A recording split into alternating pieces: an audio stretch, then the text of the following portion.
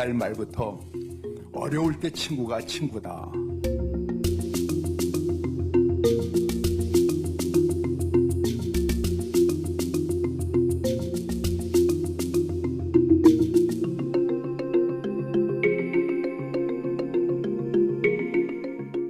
가 179표, 부 111표, 무효 4표로서 부결되었음을 선포합니다.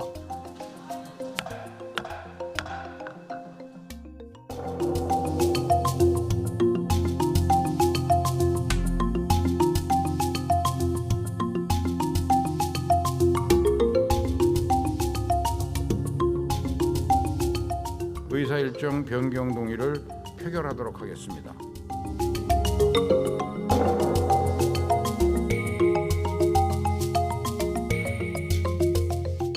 이 부분에 대해서는 지체 없이 공표해 주시기를. 대통령의 제2요구권 행사 건의를 적극 검토할 예정입니다.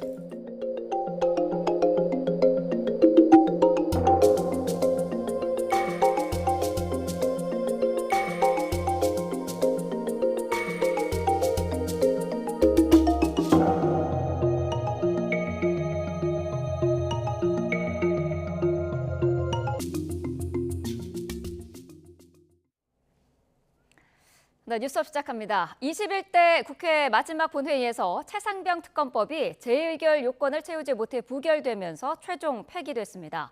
정쟁을 위한 악법이라며 반대해온 여당은 순리대로 처리된 것이라고 평가했고 야권은 22대 국회에서 재발의하겠다며 반발했습니다. 먼저 강민경 기자의 보도입니다.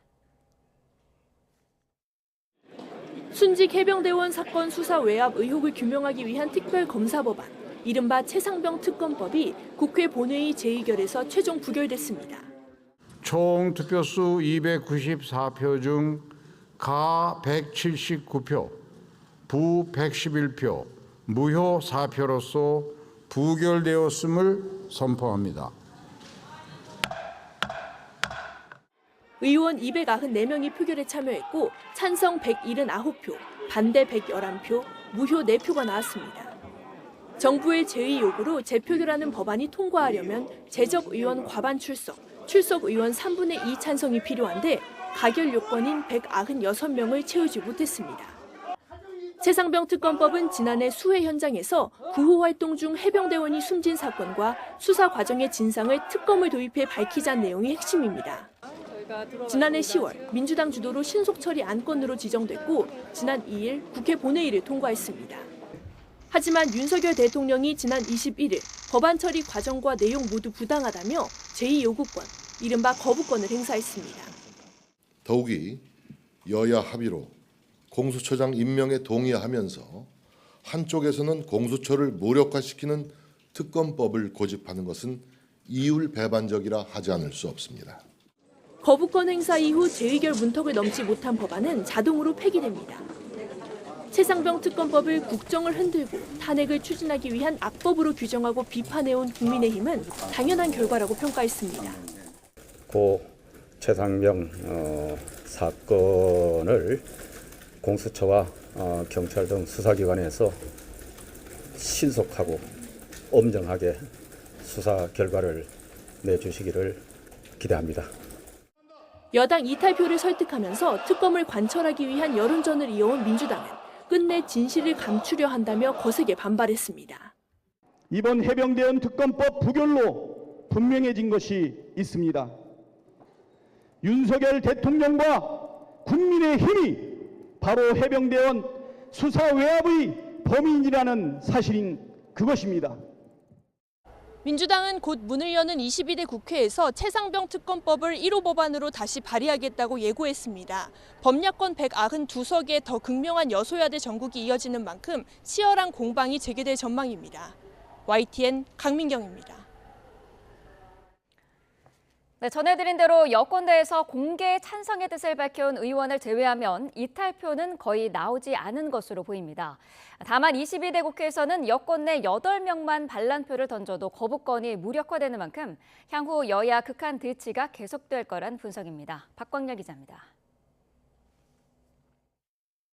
범야권 181명, 이 가운데 구속수감 중인 윤관석, 컷오프 뒤 민주당을 탈당한 이수진 의원이 불참하면서 179명이 투표에 참여했습니다.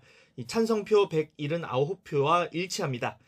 문제는 여당 내에서 찬성표를 던지겠다고 공개적으로 언급한 5명의 의원이 있다는 겁니다. 마음을 바꾸지 않았다고 가정하면 범야권에서 최소 5명 이탈표가 나왔다는 추론이 가능해집니다. 여권 내 특검법 찬성파 일부가 찬성 대신 무효표를 던졌을 가능성도 있지만 대체로 부인하는 기류가 강합니다. 당에 더 이상 끌려다니지 않도록 우리가 선제적으로 좀 적극적인 자세를 취하는 게 좋겠다. 제 생각에는 변함이 없습니다. 네. 50명이 넘는 낙천 의원과 접촉하며 단일 대우를 강조해온 여당 입장에선 최소 방어선 구축에 성공했다는 평가가 우세합니다. 첫 시험대로 꼽힌 이탈표 최소화를 이뤄내면서 추경호 원내지도부의 리더십도 힘을 받을 것이란 전망도 나옵니다. 많이 말씀을 나눈 그 결과대로 우리 의원들께서 당론으로 정했던 이 사안에 대해서 어긋남이 없이 단일 대우에 함께 해주셨다. 내심 두 자릿수 이탈표를 기대했던 민주당은 오히려 야권 이탈표 가능성이란 다소 불만족스러운 결과를 받아들게 됐습니다.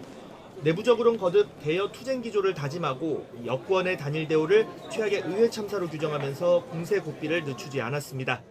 정부가 또 여당이 왜 이렇게 극렬하게 진상 규명을 방해하는지 그 점에 대해서 한 점 의혹 없도록 절대 포기하지 않고 끝까지 22대 국회에선 민주당 내 친명 성향이 더 두드러지고 범야권 192석이란 압도적 여소야대 구도까지 전개됩니다. 때문에 야당의 특검 재추진 동력은 여전하다는 분석 속에 여당을 향한 압박 수위도 더욱 높일 것으로 관측됩니다. 여당의 발목 잡기에 시간을 허비하지 않겠습니다. 신속하고 단호하게 국민이 국회에 부여한 책임을 다하겠습니다. 이번 최상병 특검법 재표결에선 여야 모두 소신투표보다는 결집에 방점이 찍힌 모습입니다. 이 야권의 거부권 법안 재추진 방침과 여야 원구성 협상 등 곳곳에 뇌관이 자리한 22대 국회에서도 강대강 대치는 여전할 것이란 우려도 적지 않습니다. YTN 박광렬입니다. 네, 수사 외압 의혹은 고위공직자범죄수사처가 수사를 이어갑니다. 속도를 내야 하는 공수처는 김계환 해병대 사령관에 대한 3차 소환을 검토하고 있습니다. 김태원 기자입니다. 최상병 특검법이 결국 폐기되면서 최상병이 숨진 데 대한 업무상 과실은 경북경찰청이, 초동조사 과정에서 외압이 있었다는 의혹은 고위공직자범죄수사처가 수사를 이어나가게 됐습니다. 재표결에 앞서 취임 인사차 국회를 찾은 오동훈 공수처장은 법과 원칙을 강조했고, 증거가 가리키는 대로 법과 원칙에 따라서 지금 국민들이 굉장히 관심을 가지고 있는 사건이니 열심히 수사하겠습니다. 공수처도 부결 직후 입장을 내고 지금까지 해온 대로 수사하겠다고 밝혔습니다. 정치권에서 신속, 엄정 수사를 강조하고 있는 만큼 공수처 걸음은 더 빨라질 전망입니다. 공수처는 일단 핵심 피의자인 김계환 해병대 사령관에 대한 추가 소환을 검토하고 있습니다. 김 사령관은 앞서 지난 4일과 21일에도 각각 12시간 넘게 강도 높은 조사를 받았는데, 세 번째로 출석하게 되면 추가 진술과 녹취 등을 토대로 윗선 외압 여부 등을 다시 추궁할 것으로 보입니다. 다만 이종섭 전 장관에 대해서는 아직 소환 일정을 조율하거나 본격적인 조사 단계에 접어든 것은 아니고, 대통령실로의 수사 확대 가능성도 언급하기는 섣부르다는 게 공수처 입장입니다. 혐의가 있는지 밝혀내기 위해서는 먼저 사실관계를 촘촘하게 확인할 필요가 있다는 겁니다. 구체적인 지시나 개입 여부 등을 확인하기 위해서는 윗선 수사가 필수적인 만큼 앞으로 그 바탕이 될 군 관계자들에 대한 조사에 더 속도를 낼 것으로 보입니다. YTN 김태원입니다. 네, 해병대 수사단이 최해병 사망 사건 수사 결과를 경찰에 이첩한 당일 윤석열 대통령이 이종섭 당시 국방부 장관에게 휴대전화로 수차례 직접 전화한 것으로 파악됐습니다. 박정훈 전 해병대 수사단장 측은 어제 군사법원의 항명죄 재판에서 통신기록 조회 결과를 확인한 결과 지난해 8월 2일 3차례에 걸쳐 윤 대통령이 이 장관에게 전화를 건 기록이 확인됐다고 밝혔습니다. 해당 통화가 이뤄진 시각 해병대 수사단은 경북경찰청에 조사 결과를 이첩을 마무리한 상태였습니다. 앞서 이 전 장관은 지난해 9월 국회 출석 당시 대통령과의 통화 여부를 묻는 야당 의원 질의에 이 건과 관련해서 통화한 게 없다고 답했는데 이와 배치되는 정황이 드러난 겁니다. 이에 대해 이 전 장관 변호인은 언론의 인터뷰에서 사단장을 빼라는 통화를 한 적이 없다는 취지의 답변이었다고 해명했습니다. 전세 사기 피해자를 선구제 후 회수 방식으로 지원하는 특별법이 야당 주도로 국회 본회의를 통과했습니다. 하지만 정부 여당이 반대 의사를 고수하고 있어 윤석열 대통령이 곧 거부권을 행사할 거란 전망이 유력합니다. 손효정 기자입니다. 21대 국회 임기 종료를 하루 앞두고 야당 주도로 직회부된 전세 사기 특별법이 본회의 문턱을 넘었습니다. 강행 처리에 반발한 여당은 불참했고 민주당을 비롯한 야권 의원들만 표결에 참여해 통과시켰습니다. 재석 170인 중 찬성 170인으로서 전세 사기 피해자 지원 및 주거 안정에 관한 특별법 일부 개정 법률안 대안은 가결되었음을 선포합니다. 특별법은 피해 주택의 보증금 반환 채권을 사들여 피해자를 먼저 구제하고 이후 집주인한테서 비용을 회수하는 선구제 후 회수 방식이 핵심입니다. 하지만 정부는 본회의 전날 경매 차익으로 피해자를 지원하는 대책을 발표하며 특별법에 반대한다는 입장을 재확인했습니다. 국민의힘도 재정 부담과 다른 범죄 피해자와의 형평성 문제를 들며 거부권 건의 방침을 못 박았습니다. 여러 가지 문제를 많이 안고 있기 때문에 저희들은 당연히 이 법은 시행할 수가 없다. 그래서 저희 요구 행사하도록 그렇게 건의할 예정입니다. 반면 민주당은 윤석열 대통령이 또다시 거부권을 행사해선 안 된다고 압박했습니다. 특별법이 거부권 통치의 11번째 희생양이 된다면 국민이 윤석열 정부를 향한 거부 운동에 나설 거라며 수용을 촉구했습니다. 국회에서 의결한 법을 몇 분 지나지도 않아서 거부권을 건의하겠다고 이야기하는 것 자체가 나는 자격이 없다고 좀 정말 생각이 되고요. 똑똑하게 우리가 심판할 것입니다. 야권의 압박에도 정부 여당의 반대가 확고한 만큼 윤석열 대통령은 21대 국회 임기가 끝나는 오늘 거부권을 행사할 거란 관측이 많습니다. 해당 법안은 물리적으로 재표결을 할 시간이 없어 자동 폐기 수순을 밟을 예정인데 야당이 재발의를 검토하는 만큼 전세 사기 특별법을 둘러싼 여야 대치는 22대 국회에서도 계속될 전망입니다. YTN 손효정입니다. 국토부는 전세 사기 특별법 표결 직후 브리핑을 열고 대통령의 거부권 요청을 공식화했습니다. 피해자들은 정부의 이런 태도에 강하게 불만을 나타냈습니다. 김기봉 기자입니다. 야당 주도의 특별법 개정안이 통과되자 그동안 거듭 반대 입장을 밝혀온 국토부는 즉각 반발했습니다.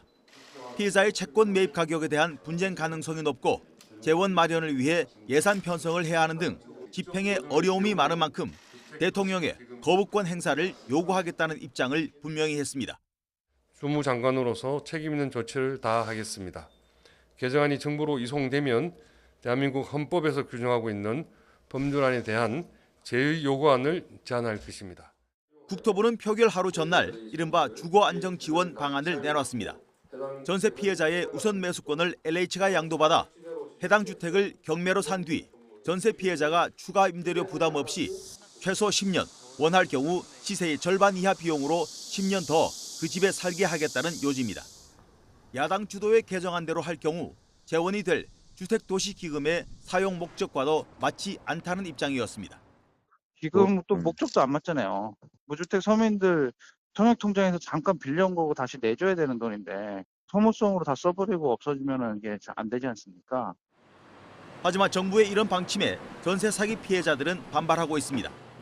반환 채권 액수 산정이 어렵다는 건 의지의 부족이며 필요한 재원 규모도 자신들의 추산과 달리 크게 부풀려졌다는 겁니다. 정부에서 처음에 5조 원 필요하다고 얘기를 했었는데 실제로 이제 저희가 시민사회 쪽이랑 같이 해서 추산해봤을 때 많이 나와야 5천억 규모였단 말이에요. 그리고 나니까 이제 국토부에서 최근에 발표했던 게 이제 예상 규모를 1조 원으로 좀 줄였던데. 무엇보다 큰 고통을 준 그 집에 더 머물기 싫다는 정서적 욕구가 묵살됐다는 불만도 있습니다. 또 지금까지 시행 1년 동안 사실상 피해 구제 성과가 거의 없다가 개정안 표결을 하루 앞두고 보완책을 내놓은 건 명분 쌓기가 아니냐며 불신을 감추지 않고 있습니다. 대통령의 거부권 행사가 유력시되는 가운데 전세 사기 피해 구제를 둘러싼 갈등과 논란은 계속될 것으로 보입니다. YTN 김기봉입니다. 네, 민주유공자법을 비롯한 4개의 쟁점 법안도 야당 단독으로 처리됐습니다. 여당은 합의가 이루어지지 않은 법안 처리가 반복된다면 또다시 대통령 거부권 행사를 건의할 수밖에 없다고 반발했습니다. 김다연 기자입니다.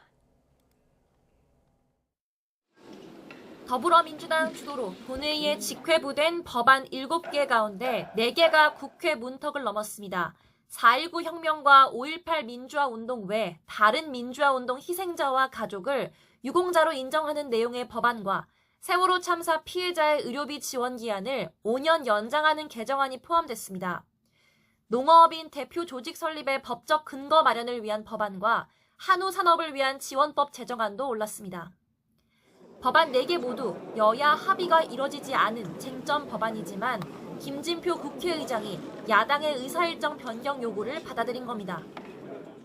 부의회권을 심의하자는 의사일정 변경 동의를 표결하도록 하겠습니다. 국회법상 법안이 심사 가능한 상태로 본회의에 부의가 되면 표결을 위한 상정은 하루가 지난 뒤부터 가능합니다. 다만 특별한 사유가 있고 여야 협의를 거친다면 예외도 가능한데 여당은 야당의 단독 처리를 두고 전례 없는 입법 폭거라고 반발했습니다. 말이 협의지 원래는 합의가 이뤄지는 게 원칙이라며 대통령의 제2요구권, 그러니까 거부권 행사를 건의할 수밖에 없다고 목소리를 높였습니다. 당연히 대통령의 거부권, 대통령의 제2요구권 행사 건의를 적극 검토할 예정입니다. 반면 민주당은 윤석열 대통령이 또 거부권을 행사하는 건 국민 분노를 쌓는 거라며 여당의 협조를 재차 요구했습니다. 정말 국민들의 분노를 머리에 쌓아놓는 것 아닌가 생각이 됩니다. 이 부분에 대해서는 지체 없이 공포해 주시기를 촉구하고요. 김진표 의장은 7개 가운데 나머지 3개 법안도 여야 합의가 이뤄진다면 본회의를 추가로 열 수도 있다는 계획입니다. 여당 내에선 대통령의 무더기 거부권 행사를 끌어내기 위한 전략이란 비판도 나오는 가운데 거부권 행사 시 국회 임기 종료 전 재표결이 이뤄지지 않으면 법안은 자동 폐기될 전망입니다. YTN 김다연입니다. 네, 방금 들은 속보 전해드리겠습니다. 지금 군사당국이요. 대남전단이 현재 90여 개 발견됐다라는 속보가 들어와 있습니다. 오늘 새벽부터 경기 파주 일대 상공에서 풍선 모양, 지금 저희가 보여드리는 것처럼 풍선 모양의 비행체가 수십 개가 목격이 됐는데요. 이와 관련해서 군 당국이 대남전단이 전국에서 발견 중이고 지금도 일부는 공중에 떠 있다라고 밝혔습니다. 현재까지 90여 개가 발견된 상태고요. 대남전단에 대해서 분석 중에 있고 오늘 오전 중에 공개를 검토하고 있다라는 속보가 들어와 있습니다. 자, 다시 한번 전해드리겠습니다. 오늘 새벽 6시쯤부터 경기 파주시 일대 상공에 풍선 모양의 비행체가 수십 개가 목격이 되면서 신고가 잇따랐죠. 자, 떨어진 일부 풍선에서는 분변 등이 들어있는 오물이 들어있던 것으로 전해지고 있습니다. 이와 관련해서 군 당국이 조금 전에 밝힌 내용입니다. 대남전단이 전국에서 발견 중이고요. 지금도 공중에 떠 있고 현재까지 90여 개가 발견이 됐다고 합니다. 자, 대남전단에 대해서 분석을 지금 하고 있고요. 오늘 오전 중에 발표를 하는 것을 검토하고 있다라고 밝혔습니다. 좀 더 자세한 내용은 들어오는 대로 다시 전해드리도록 하겠습니다. 네, 김정은 북한 국무위원장이 군사정찰 위성 보유는 국가 주권과 정당 방위를 위한 필수 불가결한 선결 과업이라고 주장하고 한국이 히스테리적 광기를 부리면서 무력 시위로 정면 도전했다고 말했다고 조선중앙통신이 보도했습니다. 통신은 김 위원장이 정찰 위성 2호기 발사에 실패한 다음 날인 어제 창립 60주년을 맞은 국방과학원을 방문해 위성 발사 예고에 맞선 한국군의 대응 훈련을 이같이 비난했다고 보도했습니다.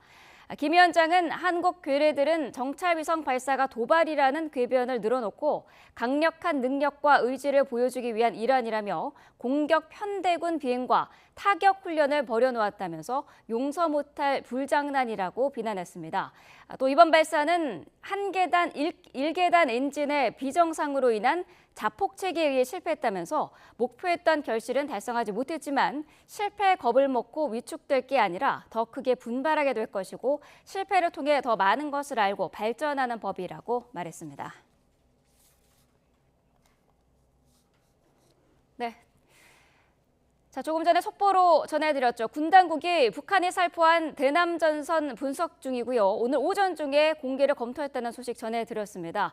어제 자정 무렵이었죠. 경기도와 수도권 일부 지역에 북한 대남전단이 뿌려졌다는 재난 문자가 발송되기도 했습니다.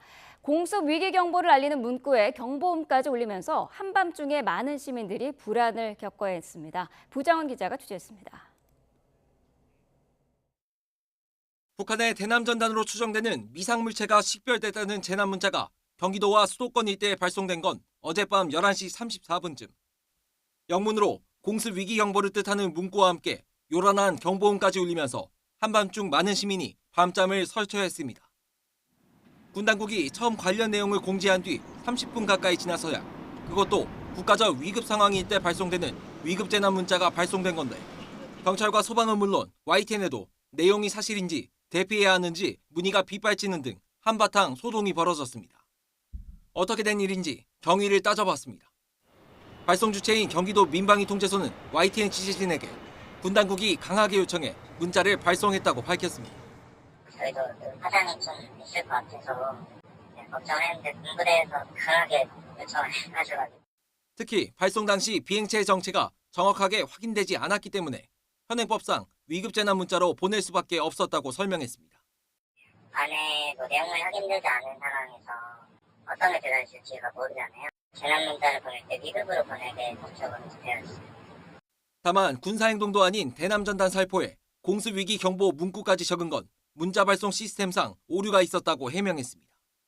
원래 경계경보 설정을 하면 에어레이드가 아니라 이제 다른 문구가 들어가야 되는데 그게 홈페이지에 반영이 안 돼.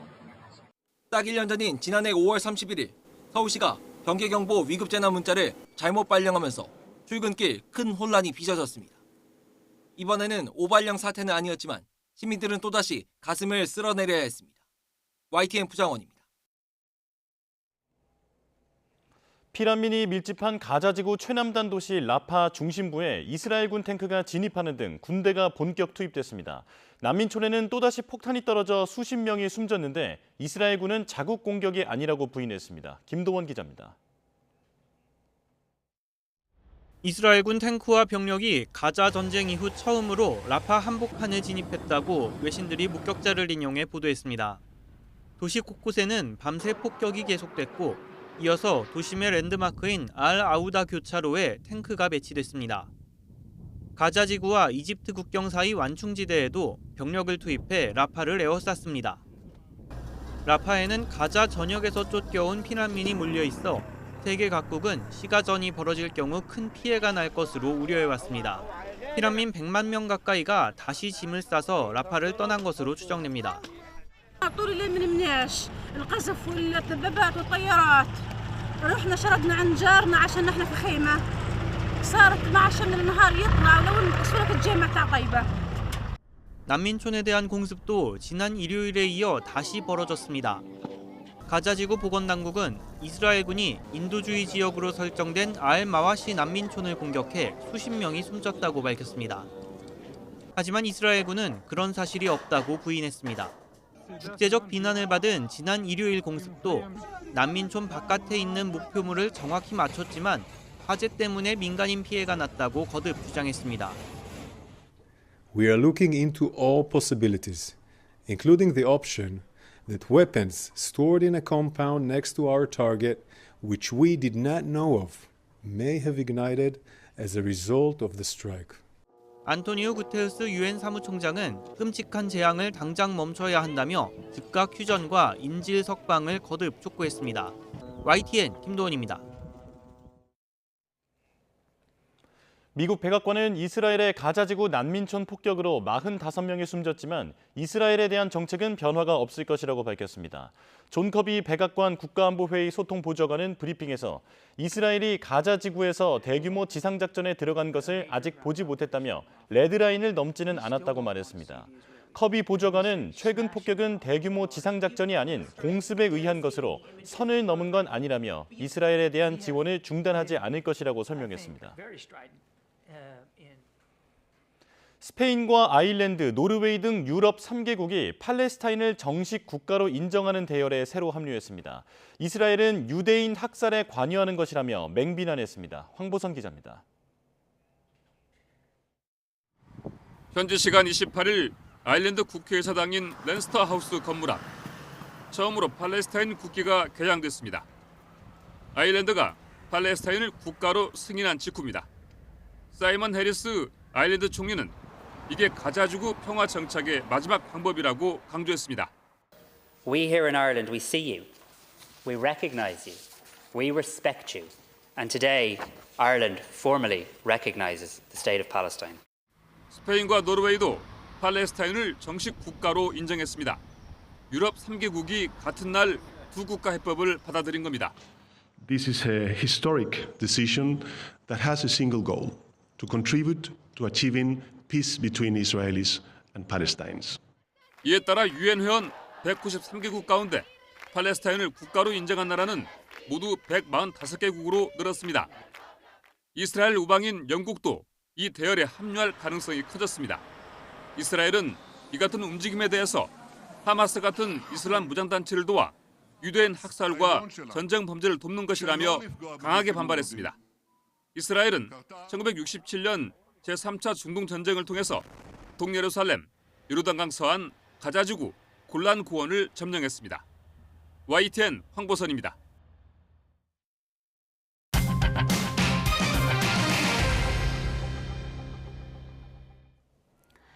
네, 불과 21년 뒤부터 모든 시도에서 출생아 수보다 사망자 수가 많아 인구가 자연 감소할 것으로 전망됐습니다.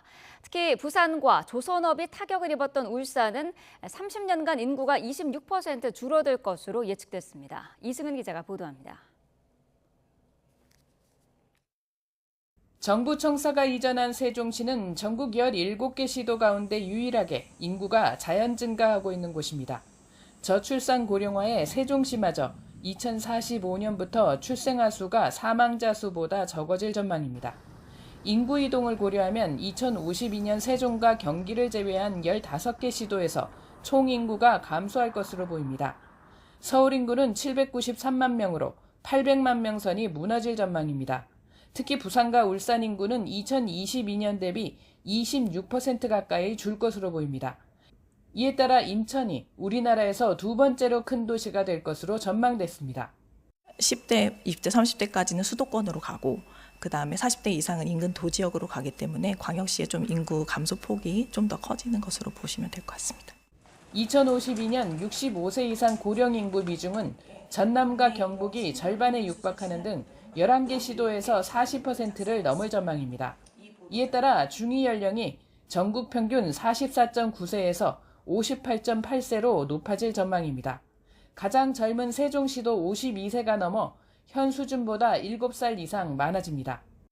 생산 연령 인구도 급감해 울산은 2022년 81만 명에서 41만 명으로 반토막 날 전망입니다. 이에 따라 생산 연령 인구 100명이 부양하는 아이와 노인 수를 뜻하는 총 부양비는 전국 평균 40명대에서 94명대로 올라갑니다. 100명을 넘어 부양자보다 피부양자가 더 많은 시도가 10곳에 이를 전망입니다. 14살 이하 유소년 인구는 4개 시도에서 절반 이상 줄고 학령 인구도 7개 시도에서 절반 이상 감소할 전망입니다. YTN 이승은입니다. 네, 인구 감소에 대한 통계청의 연구 결과 자세히 분석해 보도록 하겠습니다. 인구 경제학자 이철희 서울대 경제학부 교수와 함께합니다. 교수님 나와 계십니까? 예, 안녕하세요. 네. 자, 이제 21년 뒤면은 모든 시도에서 인구의 자연 감소가 시작될 거다 이런 예측이 나왔는데요. 어떤 의미인가요? 네. 이것이 과거부터 예견되어 왔던 일이고 그게 아주 놀라운 사실은 아닙니다. 네. 전국적으로 출생아 수가 줄고 있고 고령화가 되고 있기 때문에 이것이 특정한 지역에도 나타나는 것은 굉장히 당연한 일인 것 같고요. 통계청의 이번 추계는 최근에 이런 추이가 앞으로도 계속 진행된다라는 그런 가정에 기초한 그런 추계이고요. 네. 그래서 예언은 아닙니다만 전국적으로 나타나는 이런 인구 감소 현상이 이제는 전국으로 다 확대가 돼서 모든 시군구에 나타났다는 그런 점에서 좀 의미가 있을 것 같습니다. 네. 자, 보니까 2050년이 되면은 서울 인구가 700만 명대로 떨어지고 부산에서도 또 인구가 많이 줄어서 제2의 도시가 부산에서 인천으로 바뀌게 된다 이런 이야기도 있던데요. 대도시여도 인구 감소는 피할 수가 없는 건가요? 예, 그렇습니다. 지금 경기도 정도를 제외하고는 다른 광역시도의 인구는 계속 줄고 있고요. 네. 서울도 최근에 계속 인구가 감소되었고, 부산은 굉장히 빠른 속도로 인구가 줄고 있습니다. 근데 도시마다 약간 사정은 다른데요.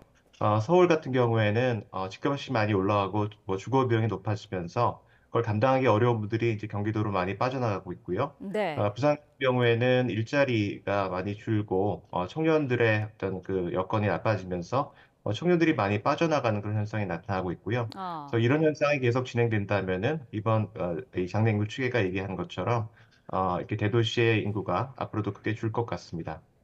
세종이나 경기 지역은 인구가 늘어날 거라는 전망이 있던데요. 어떤 이유 때문일까요?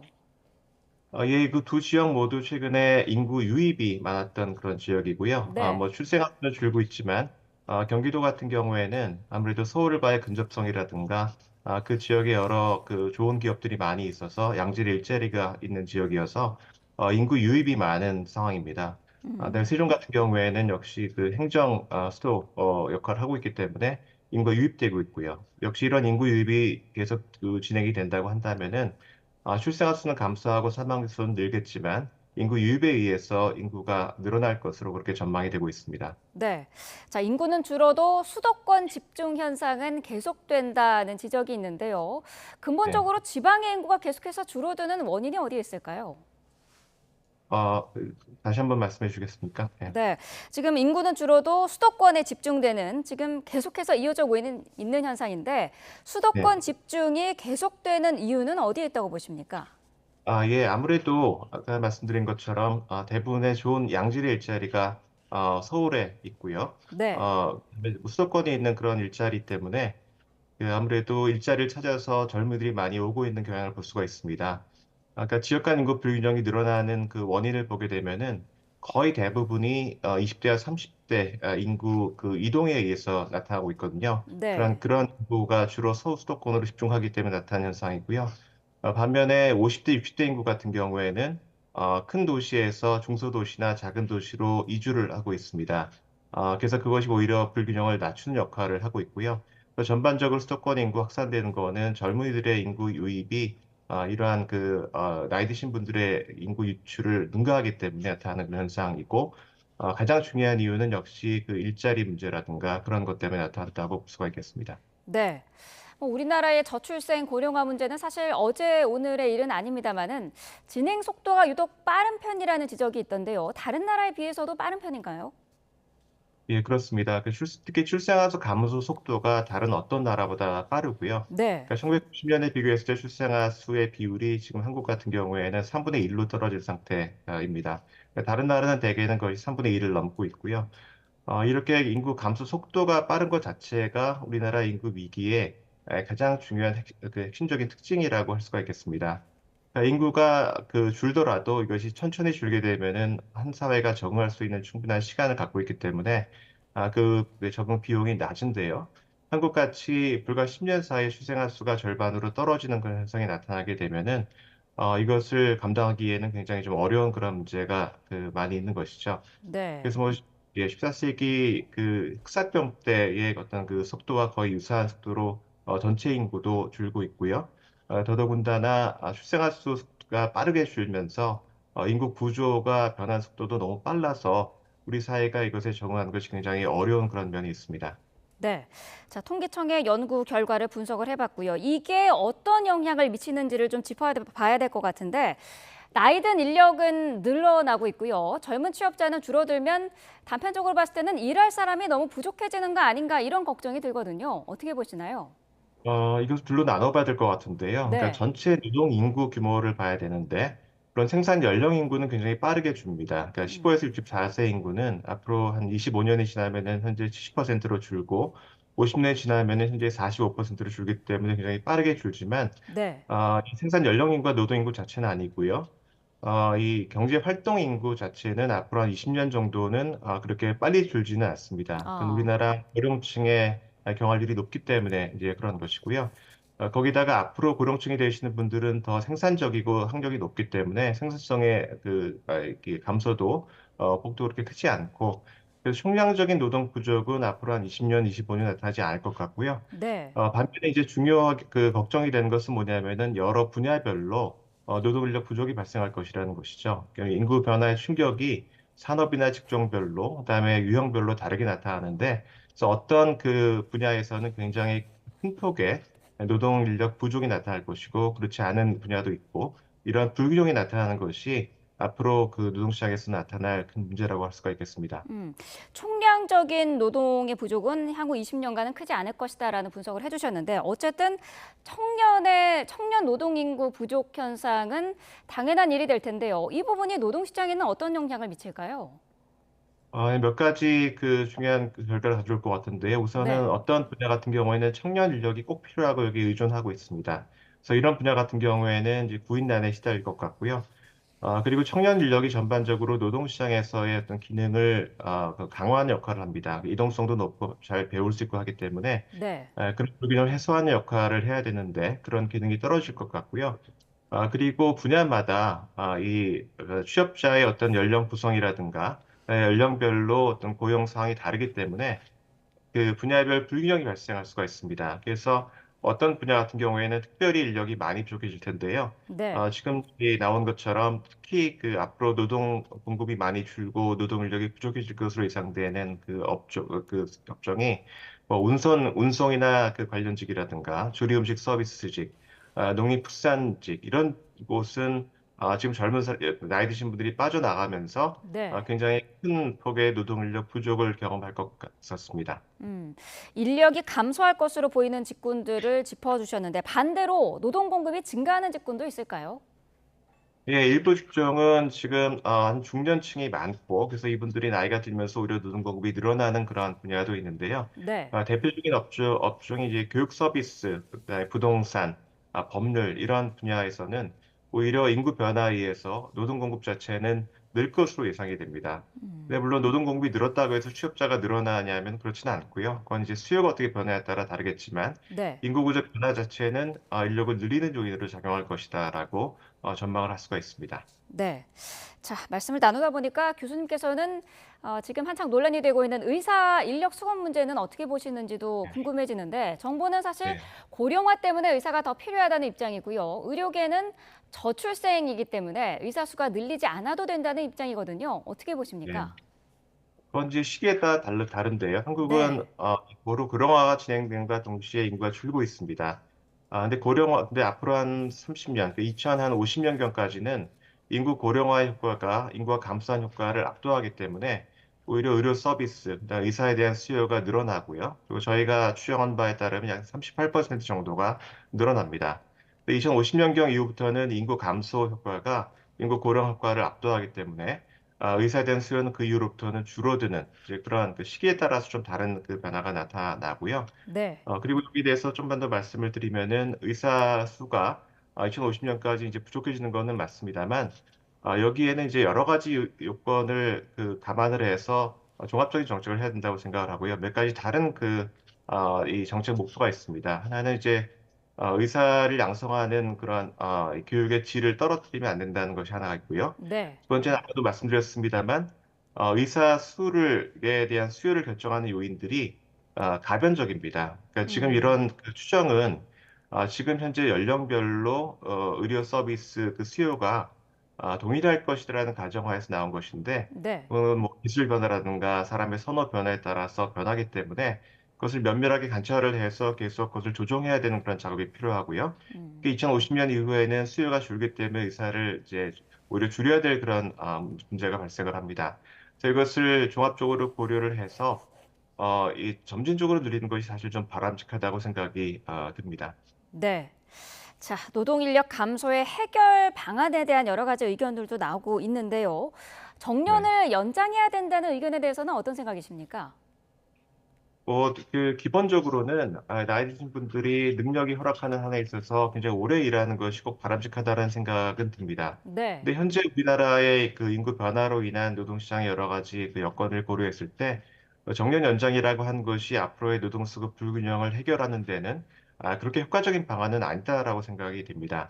우선 첫 번째 이유는 아까도 말씀드렸던 것처럼 앞으로 한 20년 동안은 총량적인 노동 인력 부족이 발생하는 것이 아니라 특정한 부분에 특정한 유형의 인력이 부족해질 것으로 전망이 되거든요. 근데 정년 연장이라고 하는 것은 그와 관계없이 모든 분야, 모든 유형의 사람들이 나이 드신 분들의 고용을 늘리는 그러한 정책입니다. 그래서 약간 효과가 없고, 네. 그 다음에 또 하나는 뭐냐면은 아까 말씀드린 그 인력이 부족해질 것으로 예상되는 그런 업종을 보면은 뭐 사회복지 서비스업이라든가 운송업이라든가 그런 걸 보면은 정년이 별로 의미가 없는 그러한 일자리입니다. 네. 그래서 정년을 늘리더라도 그런 부분의 노동공급을 늘리기는 어려울 것 같다는 생각이 들고요.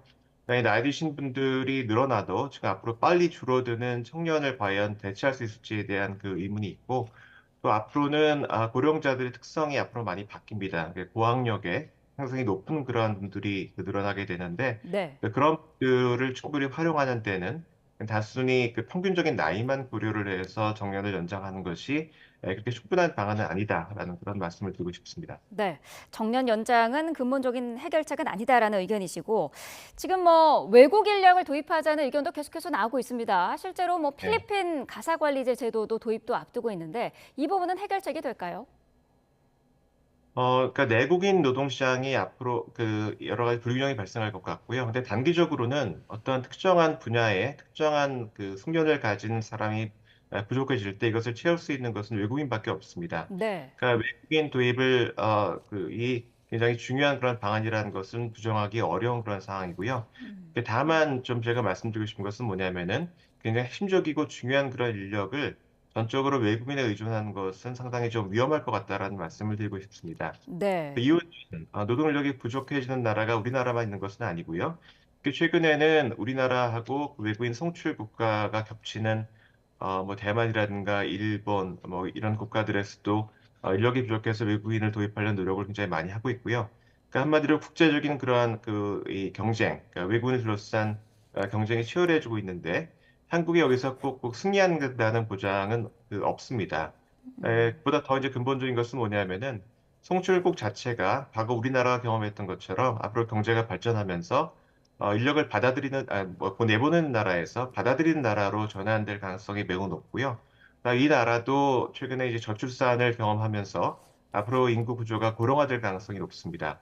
그러니까 우리나라에 지금 인력을 내보내는 그런 국가들도 이 머지않은 장래에 인력을 받아들인 나라로 바꿀 것이기 때문에 우리나라가 여러 가지 핵심적인 그러한 그 부분에 전적으로 외국인에 의존을 하다가는 오히려 내국인의 그런 공급 시스템을 와해를 시키고 결정적인 순간에 외국인도 받아들이기 어려운 그런 상황이 올 수도 있고요. 네. 그러니까 전적으로 외국인을 잘 활용을 하되 전적으로 여기에 의존하는 그런 정책은 좀 위험하지 않을까 하는 생각입니다.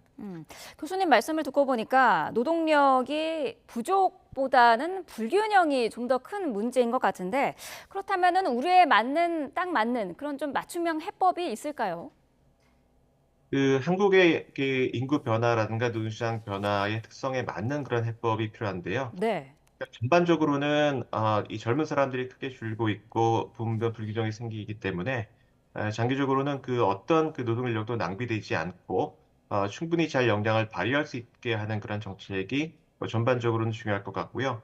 그중에서 이제 인구 집단별로 본다고 한다면은 한국의 가장 중요한 그 특징 중에 하나는 청년 인력이 굉장히 빠르게 줄어든다는 것입니다.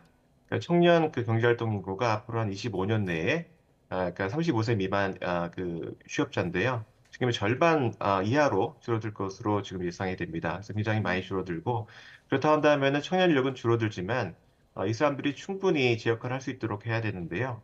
그렇게 하기 위해서는 교육을 개혁을 해서 줄어드는 청년이 지금 노동시장에 꼭 필요한 그런 인적 자본을 가지고 나갈 수 있도록 바꾸어야 되고요. 노동시장도 지금보다는 훨씬 더 유연해지고 유동성이 높아져서 네. 역시 또 많은 인력이 꼭 필요라는 그런 분야로 적재적소에 배치될 수 있는 그러한 노력이 필요하다고 생각이 됩니다.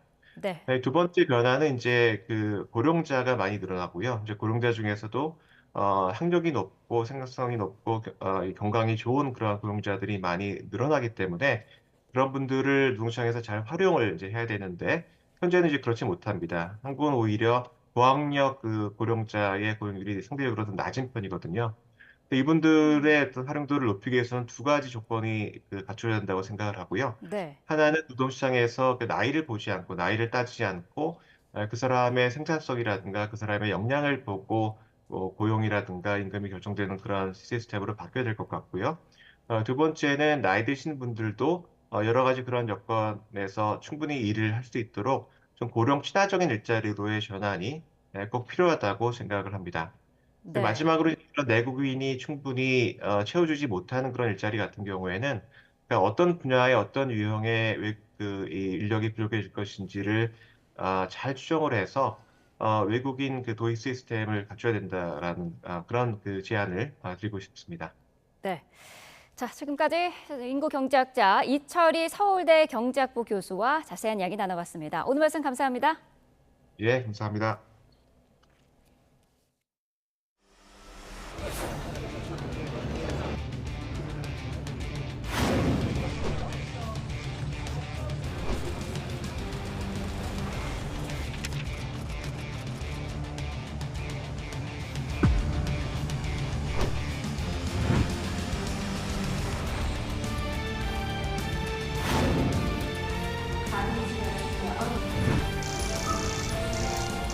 네, 좋은 말씀 많이 들었습니다.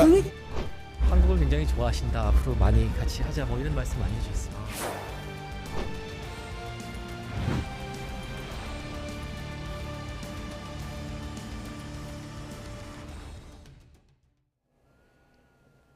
네, 이재용 삼성전자 회장과 최태원 SK그룹 회장 등 재계 총수들이 방한한 아랍에미리트 대통령과 만나기 위해서 한자리에 모였습니다. 지난해 윤석열 대통령의 국빈 방문 당시 300억 달러, 우리 돈 41조 원 규모 투자를 약속받았는데요. 구체적인 후속 논의가 이루어졌을지 주목됩니다. 박기환 기자입니다. 이재용 삼성전자 회장과 최태원 SK그룹 회장, 정기선 HD현대 부회장 등 재계 주요 총수들이 속속 모여듭니다. 국빈으로 한국을 처음 방문한 무함마드 아랍에미리트 대통령과의 면담에 참석하기 위해서입니다.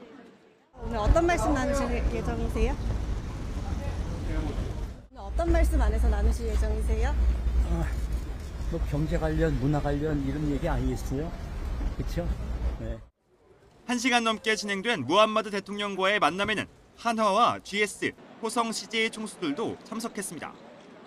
지난해 1월 윤석열 대통령 국빈 방문 당시 경제사절단으로 참석했던 기업은 물론 무신사와 NC소프트, 하이브 등 K컬처 기업 대표들도 직접 자리했습니다. 가장 관심을 끄는 건 UAE의 추가 투자 여부입니다. 국빈 방문 당시 약속받았던 300억 달러, 우리 돈 41조 원 규모의 투자 방안입니다. UAE 이러한 투자 결정은 MOU가 아닌 정상 공동 성명에 명기되었습니다. 이는 한국 경제에 대한 UAE의 확고한 신뢰가 명시적으로 확인된 것이라고 하겠습니다. 바라카 원전에 이은 추가 원전 수주나 탄소 중립 계획 도시인 마스다르시티 등에서의 협력 가능성 등이 논의됐을지 주목됩니다. 1시간 넘는 담화를 마치고 나온 총수들은 일단 좋은 대화를 나눴다고 밝혔습니다. 회장님 안에서 어떤 말씀 나누셨어요? 네, 좋은 말씀 많이 들었습니다. 한국을 굉장히 좋아하신다. 앞으로 많이 같이 하자. 뭐 이런 말씀 많이 해주셨습니다. 저쪽에 좀 안에서 대화하실 때 분위기 좀 어땠을까요? 굉장히 좋았습니다. 굉장히 좋았고요. 한국을 찾은 무함마드 대통령과 재계 총수들의 만남이 우리 경제에 훈풍을 일으킬 수 있을지 주목됩니다. YTN 박견입니다. 네, 지금 시각 오전 8시 40분 지나고 있습니다. 오늘 날씨 어떨지 뉴스업 날씨 스튜디오 연결해서 알아보겠습니다. 윤수빈 캐스터. 활기찬 수요일 아침 날씨 앤 키워드입니다. 오늘의 키워드 함께 살펴볼까요? 아이스크림과 모자입니다. 오늘은 시원한 아이스크림이 생각나는 하루가 예상됩니다. 어제는 서쪽 지방의 기온이 크게 올랐다면 오늘은 전국적으로 낮 기온이 25도를 웃도는 초여름 더위가 나타나겠습니다. 또 오후에는 맑은 하늘 아래 자외선이 무척 강하겠습니다. 오늘 한낮 시간 외출하신다면 자외선 차단제를 꼼꼼히 덧발라주시고요. 강한 볕에 대비해서 모자나 양산도 챙겨 나오시는 게 좋겠습니다. 다음은 서울의 시간대별 날씨 알아보겠습니다. 오늘 서울 아침 기온은 15.4도로 여전히 서늘했는데요. 정오에는 25도, 오후 2시에는 27도까지 오르면서 덥겠습니다. 하지만 연일 일교차가 크게 벌어지고 있는 만큼 감기에 걸리지 않도록 건강관리 잘해주시기 바랍니다. 오늘도 전국적으로 맑은 하늘이 펼쳐지겠습니다. 다만 동해안 지역에서는 너울성 파도가 높게 일겠고요. 또 자외선 지수뿐만 아니라 곳곳에서 오존 농도도 짙게 나타나겠습니다. 오존은 마스크로도 걸러지지 않으니까요. 노약자나 호흡기 질환자분들은 볕이 가장 강한 오후 2시에서 5시 사이 되도록 야외 활동을 자제하시는 게 좋겠습니다. 오늘 낮 동안에는 예년 기온을 1에서 3도가량 웃돌겠습니다. 대전과 전주 28도, 대구는 30도까지 오르겠습니다. 당분간 대체로 구름만 많은 가운데 초여름 날씨가 이어지겠고요. 금요일에는 제주도에, 주말에는 강원도에 비가 내릴 전망입니다. 오늘도 즐거운 하루 보내세요. 지금까지 날씨 앤 키워드의 윤수빈이었습니다. 경기도 안산의 공원 길가에 세워둔 화물차에서 불이 나면서 화물차에 있던 부탄가스통이 산책하던 시민들을 향해 날아가는 아찔한 상황이 벌어졌습니다. 인천에서는 전기차가 택시와 가로수를 잇따라 들이받는 사고가 났습니다. 사건 사고 소식 권민석 기자입니다. 앞부분이 심하게 부서진 승용차가 가로수에 걸쳐 있습니다. 차량 뒷부분이 찌그러진 채 목적지를 잃은 택시도 눈에 띕니다. 어젯밤 9시 50분쯤 인천 구월동 도로를 달리던 전기차가 앞서가던 택시를 추돌한 뒤 가로수를 들이받고 멈춰섰습니다. 다행히 크게 다친 사람은 없었습니다. 경찰은 굉음과 함께 갑자기 전기차가 급가속했다는 목격자 증언을 토대로 사고 경위를 조사하고 있습니다. 소방대원들이 연신 물을 뿌려보지만 불길이 거세 쉽게 잡히지 않습니다. 경기 안산시 사동 공원 산책로 근처에 주차된 화물차에서 불이 난 건 어제 저녁 8시 40분쯤 차 안에 있던 부탄가스가 터지며 시민에게 날아오는 아찔한 상황도 벌어졌습니다. 화물차 안에 사람이 없어 인명피해로 이어지진 않았습니다. 소방당국은 폭발음과 함께 불이 시작됐다는 목격자 증언을 토대로 화재 원인을 파악하고 있습니다. 어제 저녁 7시쯤엔 충북 청주시 상신동에 있는 폐기물 처리 시설에서 불이 나 1억 원의 재산 피해가 났습니다. 쉽게 불이 부는 가연성 물질이 현장에 많아 6시간 반 만에야 진압됐습니다. 시커먼 연기가 멀리까지 퍼져 청주시는 주민에게 재난안전 문자를 발송하기도 했습니다. YTN 권민석입니다. 굿당에서 천도제를 지내던 무속인과 일행이 근처 저수지에 빠져 숨졌습니다. 경찰이 수사에 나섰는데요. 의식을 중단하겠다며 밖으로 나간 다른 무속인을 말리다가 사고가 난 것으로 추정됩니다. 차상은 기자입니다. 부산 가덕도 산중턱에 있는 저수지입니다. 이곳에서 2명이 물에 빠졌다는 신고가 119에 들어온 건 오후 5시 17분. 구조대원들이 현장에 도착했을 때는 2사람이 이미 숨진 상태였습니다.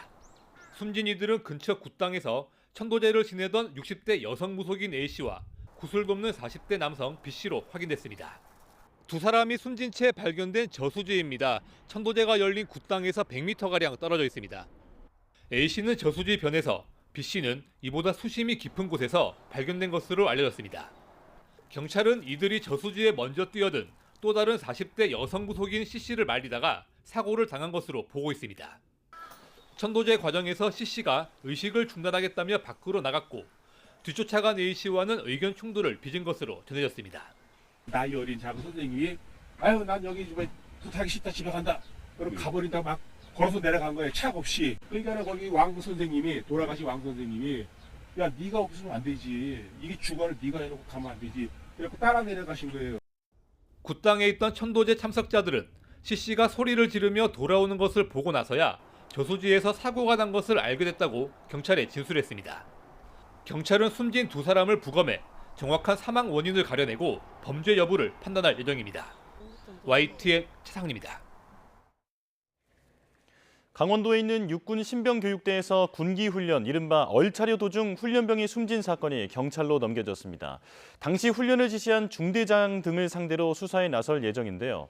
빈소에서 만난 유가족들은 취재진에게 무엇보다 진실 규명을 호소했습니다. 지환 기자가 보도합니다.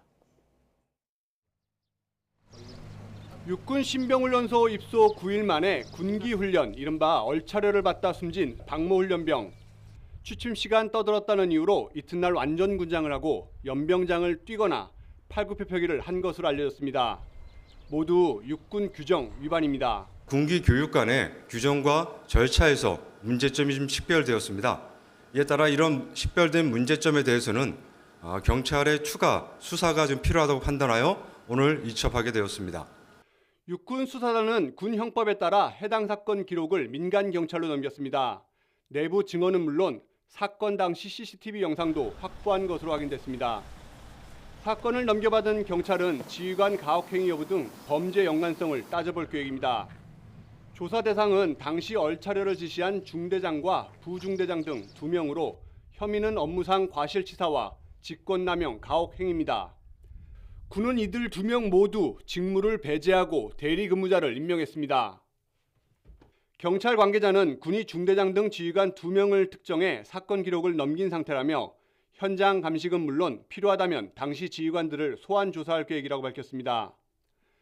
간호대 진학 후 입대한 훈련병 박 씨의 빈소는 고향인 전남 나주에 차려졌습니다.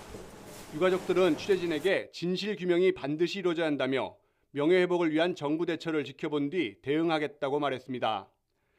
아직 정확한 부검 결과가 나오지 않은 상황에서 군 내부에서는 숨진 훈련병이 횡문근 융해증 의심 증상을 보인 것에 주목하고 있습니다.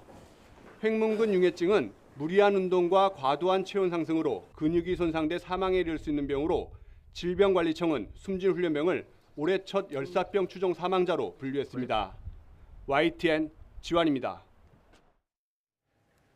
경복궁 담벼락 낙서를 사주한 혐의 등으로 5개월 만에 붙잡혀 구속됐던 이른바 이 팀장 강모 씨가 경찰 조사를 받다 달아났습니다. 2시간가량 만에 다시 붙잡히긴 했는데 구속 피의자 관리에 구멍이 뚫렸다는 비판을 피하기는 어려워 보입니다. 윤태인 기자입니다. 하얀 옷을 입은 남성이 뒤도 돌아보지 않고 뛰어가고 경찰이 뒤를 쫓습니다. 이른바 이 팀장으로 불리면서 경복궁 담벼락에 낙서하도록 미성년자들을 사주했던 30살 강모 씨가 구속된 지 불과 사흘 만에 도주를 감행한 겁니다. 악 쓰는 소리인데 막 뛰어가더라고요. 악 쓰면서 이제 막 뛰어가는 건 제가 조금 본 것 같아요. 조사를 받던 강 씨는 잠시 쉬는 시간에 수사관 2명 앞에서 담배를 피우다가 강 씨가 소홀한 틈을 타 2m 높이 울타리를 넘어 달아났습니다. 경찰을 따돌리고선 길거리에서 유유자적하는 여유로운 모습까지 보인 강 씨. 결국 처음 도주했던 서울경찰청 별관 건물에서 불과 300m 떨어진 교회 건물 2층 옷장에 몸을 숨기고 있다가 붙잡혔습니다. 하지만 이 과정에서 소요된 시간은 무려 2시간가량. 강 씨는 수갑을 차고 있지 않은 상태였고 경찰은 도주 1시간 만에야 관련 지령을 내려 CCTV로 동선을 추적해 겨우 붙잡은 것으로 파악됐습니다. 소리가 나고 경찰분들이 되게 많았고요. 그래서 보게 됐는데 경찰분들한테 붙잡혀 있는 모습을 보게 되었습니다. 경찰은 구속된 피의자가 자살과 자해 우려가 있을 때 수갑을 채운다면서도 피의자 관리를 소홀히 한 것은 사실이라며 변명의 여지가 없다고 밝혔습니다. 경찰은 강 씨에게 도주 혐의를 추가 적용했지만 경복궁 낙서 사건 발생 5개월 만에 겨우 붙잡은 피의자를 허술한 관리로 놓칠 뻔했다는 비판을 피하기는 어려워 보입니다. YTN 윤태인입니다.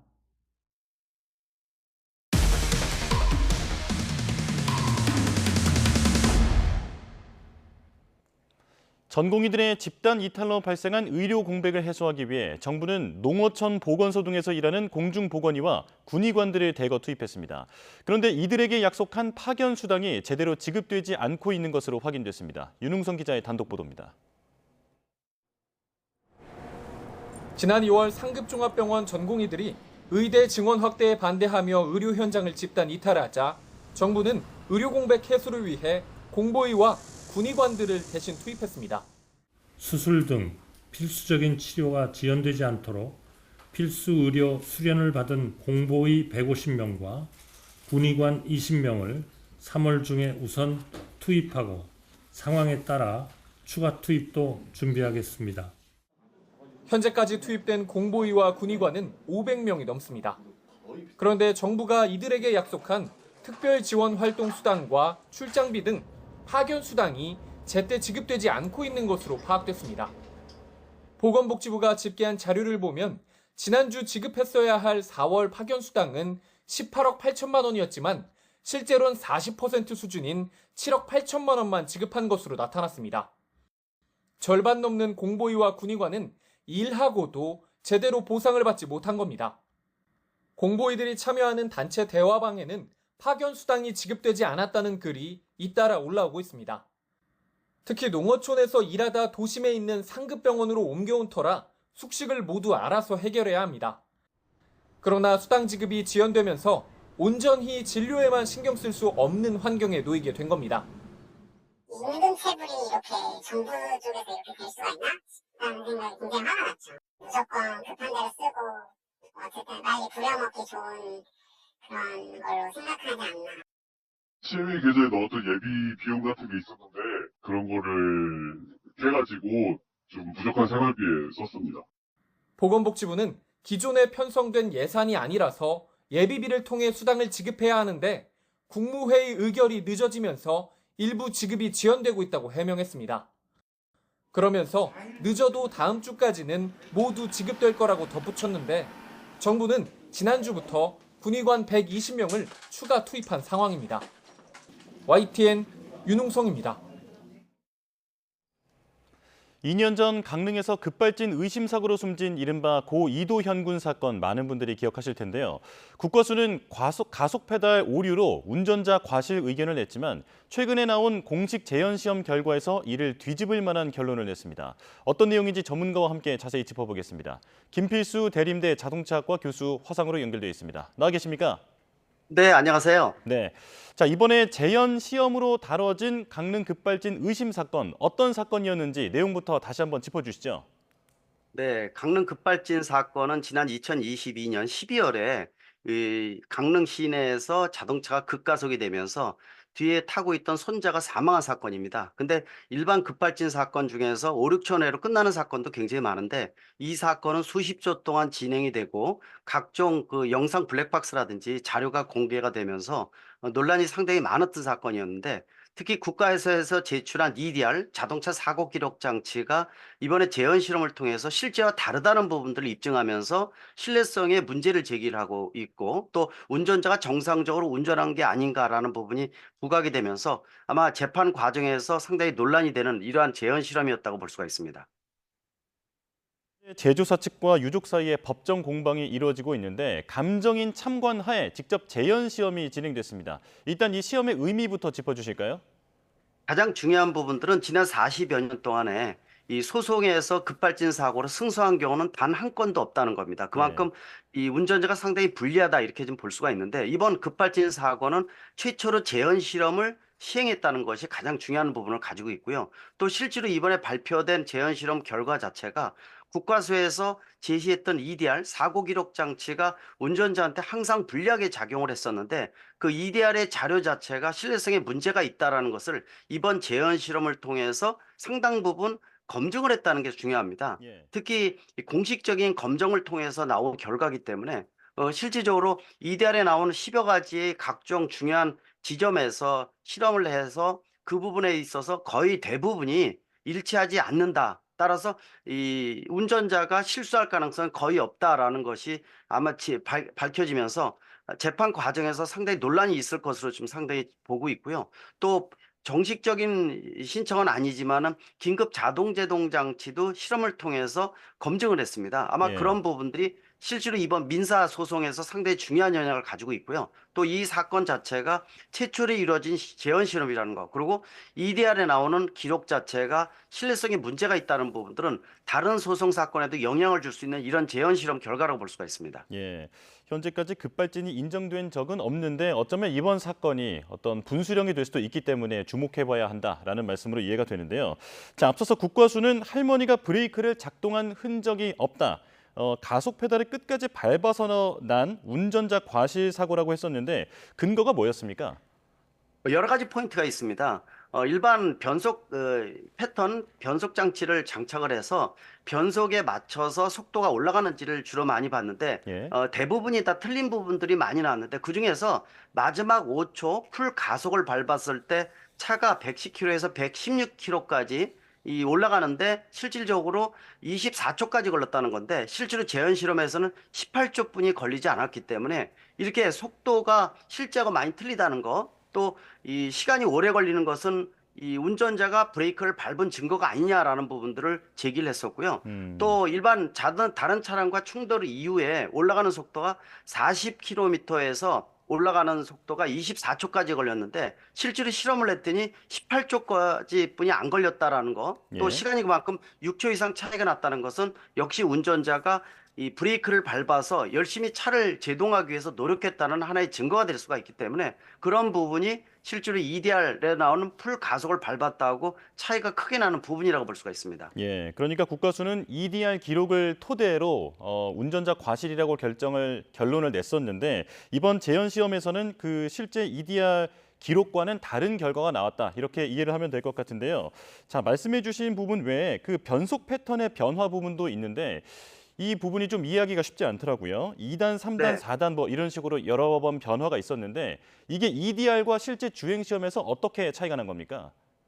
가장 중요한 부분들은 일반적인 차량의 속도와 이 변속 패턴을 보게 되면은 차량의 속도가 자연스럽게 올라가면서 변속기가 2단, 3단, 4단으로 올라가는 게 일반적인 패턴입니다. 예. 이번 재현 실험을 통해서는 그러한 단수가 올라가는 부분들하고 속도가 증가하는 부분들이 거의 일치돼서 일직선으로 상승하는 부분을 재현 실험을 통해서 확인을 했는데 국가서에서 낸 EDR 자체는 속도가 올라가는 것도 불규칙하고 특히 이제 변속 패턴도 2단, 3단, 4단으로 차례대로 올라가는 게 아니라 왔다 갔다 하는 부분들이 많다는 거죠. 그런 것들은 실질적으로 EDR의 자료가 신뢰성이 많이 떨어지는 거 아니냐라는 부분들이 상당히 많이 설득력이 있는 자료이기 때문에 더더욱 의미 있는 부분이라고 보고 있어서 말씀드린 대로 10여 가지의 중요한 포인트에서 한두 가지 정도만 맞고 나머지 8, 9가지는 맞지가 않는다는 거기 때문에 EDR 자료가 더더욱 문제점이 있다라는 부분들은 설득력을 가지고 있다고 보고 있습니다. 예, 아주 구체적으로 설명을 해주셨는데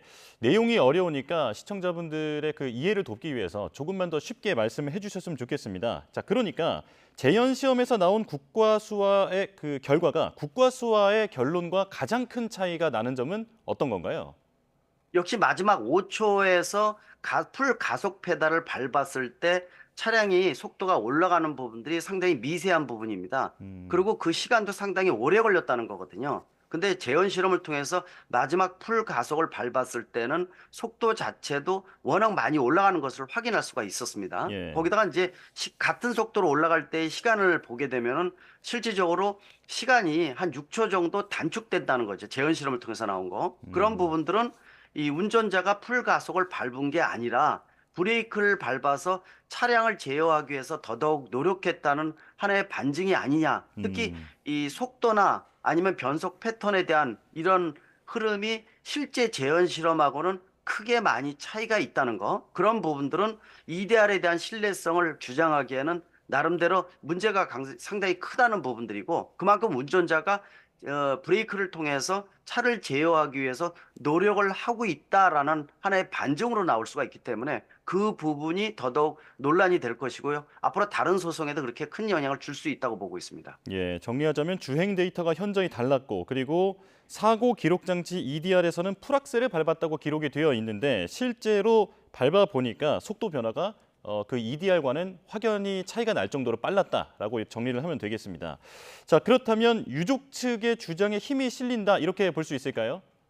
그렇습니다. 이번 재현 실험 자체는 40여 년 만에 최초로 시행하는 부분들인데 상당히 아쉬운 부분들은 공공기관이 나서서 재현 실험을 한 게 아니라 피해자 가족이 직접 모든 것을 준비해서 실험했다는 것은 그만큼 아직도 이 소비자 중심의 부분에서 기울어진 운동장이 좀 잘못된 부분이 아닌가라는 부분을 하고요. 또 한 가지는 첫 재현 실험이라고 아까도 말씀드렸는데 지금 현재 관련된 소송이 상당히 많고 계속 급발진 관련 의심사고가 많이 발생을 하고 있습니다. 따라서 재판부에서도 앞으로는 이 나온 EDR 결과를 바로 수용하지 않고 아마 재현 실험을 통해서 입증하는 자료를 좀 가져와라라는 부분들이 아마 많아질 것으로 보고 있어서 앞으로 이번 첫 재현 실험이지만은 앞으로 다른 소송에도 영향을 줄 수 있다는 거. 또 특히 이 강릉 급발진 사고가 지금 민사상의 재판이 진행 중인데 그 부분에도 영향을 주면서 앞으로 급발진 사고가 소비자가 좀 불리한 부분에서 상당 부분 회복할 수 있는 기회가 아닌가라는 측면에서 상당히 의미 있는 실험이고 결과라고 볼 수가 있습니다. 예. 자, 앞서서 설명해 주신 것처럼 국과수가 그동안은 이제 급발진을 공식적으로 인정한 사례는 없었는데 이번에 법원은 국과수의 감정 결과를 그대로 받아들이지 않았다는 점이 눈에 띄는 것 같습니다. 이제 법원에서 보기에도 의심할 만한 지점이 있다. 이렇게 판단한 걸까요? 맞습니다. 가장 중요한 부분들이 이 EDR, 특히 사고 기록 장치가 자동차 메이커의 면죄부라고 비아냥거리기도 했습니다. 왜냐하면은 이 나오는 결과 자체가 항상 운전자가 100% 풀 가속 페달을 했다라고 항상 얘기를 하면서 운전자가 그거를 증명을 하면서 확인하기가 상당히 어렵다는 부분이었거든요. 예. 근데 이번 사건을 통해서 역시 국가세에서 제출하는 사고 기록 장치의 기록이 문제가 있네라는 부분들, 특히 이 대한민국 자동차의 약 80%는 영상 블랙박스가 장착돼 있기 때문에 블랙박스 영상과 사고 기록 장치인 EDR의 결과가 맞지 않는 부분들이 상당히 많은 사건들이 그렇습니다. 아마 예. 그런 사건들은 재판부에서 재현 실험을 통해서 확인해라는 부분들이 아마 진행될 가능성이 상당히 높기 때문에 앞으로의 소송 결과에도 상당히 큰 영향을 줄 수 있다는 하나의 전화위복이 될 수 있는 그러한 어떤 재현 실험이었기 때문에 앞으로가 더더욱 기대가 된다고 볼 수가 있습니다. 예, 자, 이 감정평가 결과가 반영된 재판이 다음 달 18일에 열린다고 하는데 계속해서 지켜봐야겠습니다. 김필수 대림대 자동차과 교수와 함께했습니다. 고맙습니다. 네, 감사합니다.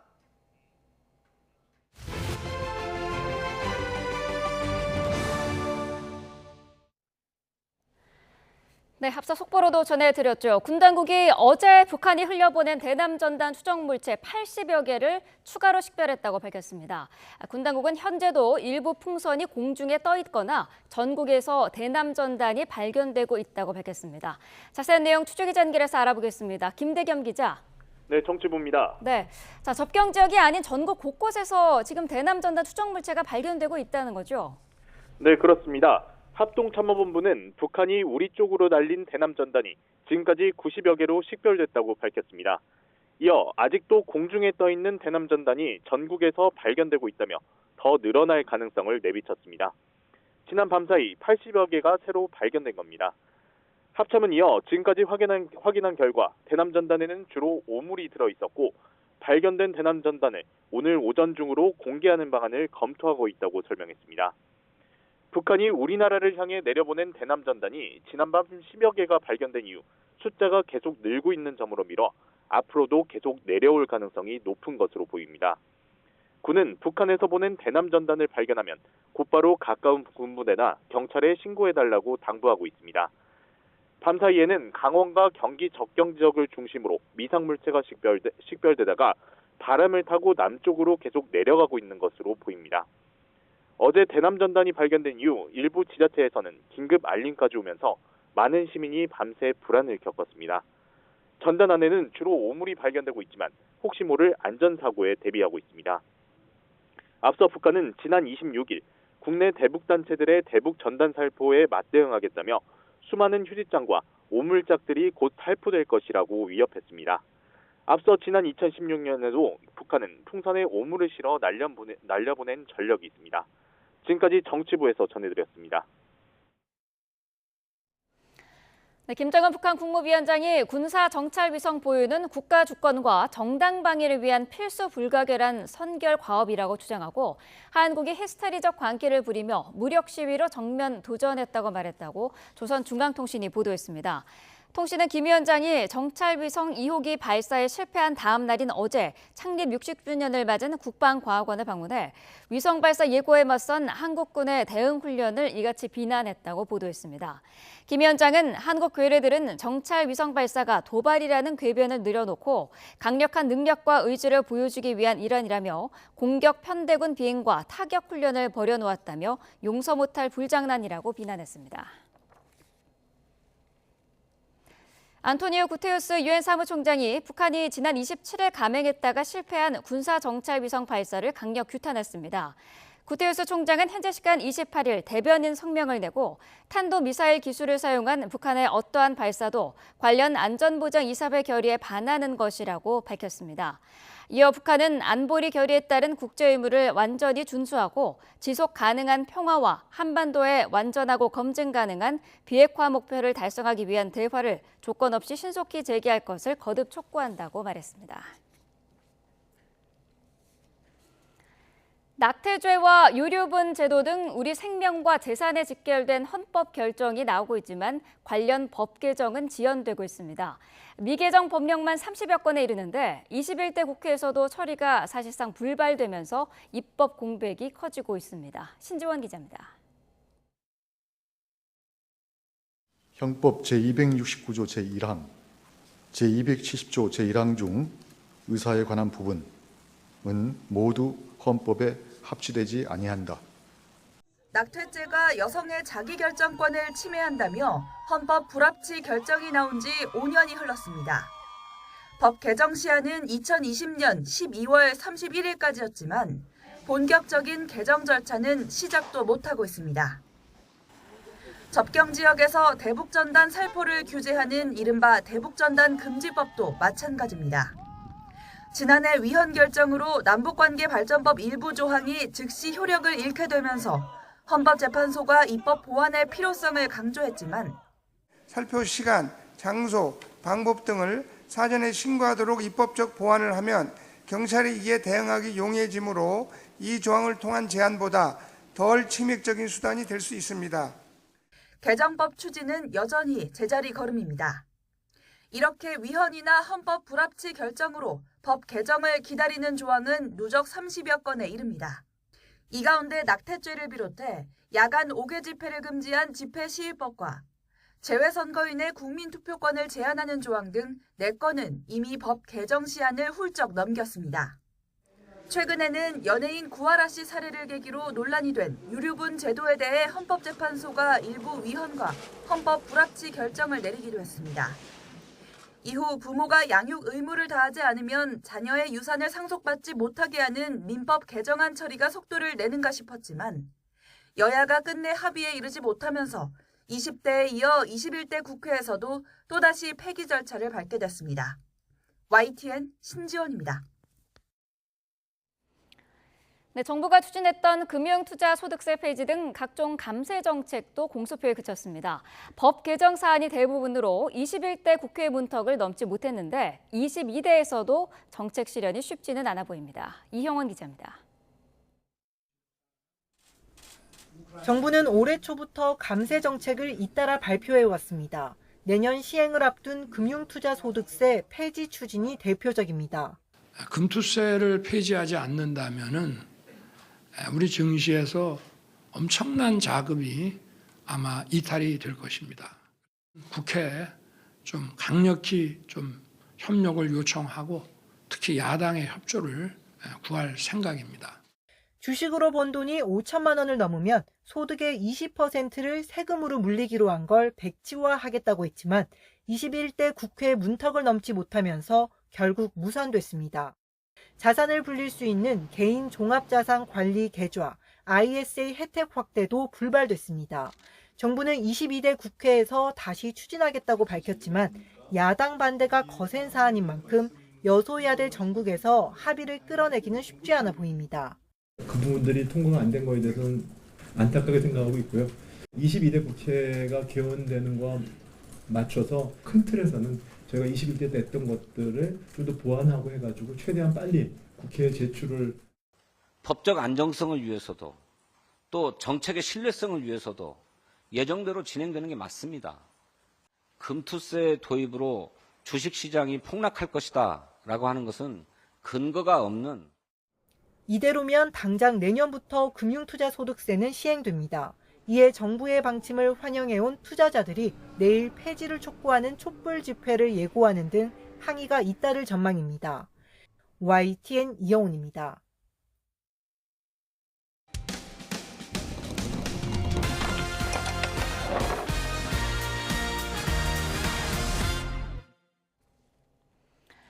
최근 서울 강남 한복판에서 까마귀 한 쌍이 사람들을 공격한다는 제보가 잇따라 들어왔습니다. 봄부터 초여름까지가 까마귀 번식기인데요. 이 시기에는 공격성이 강해진다고 합니다. 권준수 기자가 취재했습니다. 전봇대에 올라가 있는 까마귀 한 쌍. 한 마리가 갑자기 날개를 펴더니 사람들에게 위협하듯 코앞까지 다가갑니다. 이번에는 남성 한 명에게 날아간 뒤 머리를 정통으로 공격하고 도망갑니다. 남성은 놀란 듯 주변을 두리번거리지만 까마귀는 벌써 위로 몸을 피했습니다. 잠시 뒤엔 바로 옆으로 지나가는 여성에게 다가가 뒤통수를 쪼았는데 모두 서울 강남 한복판에서 벌어진 까마귀 습격입니다. 최근 들어 까마귀의 공격이 있었던 거리입니다. 지금은 까마귀가 저렇게 앉아서 지나가는 사람들을 주시하고 있습니다. 거리를 매일 지나는 사람들에겐 까마귀 울음소리만 들려도 겁이 날 수밖에 없는 상황. 많이 무서울 것 같고 까마귀가 지나가는데 사람을 치는 것 자체가 뭔가 위해를 가하는 거기 때문에 매우 공격스러울 것 같아요. 까마귀를 없애준다거나 하는 처치를 좀 해줬으면 좋겠습니다. 문제는 까마귀들이 점점 더 도심에 몰려들고 있다는 겁니다. 도심 공원 등에서 먹이를 구하기 쉽고 빌딩 이곳저곳에 둥지를 틀 수 있기 때문입니다.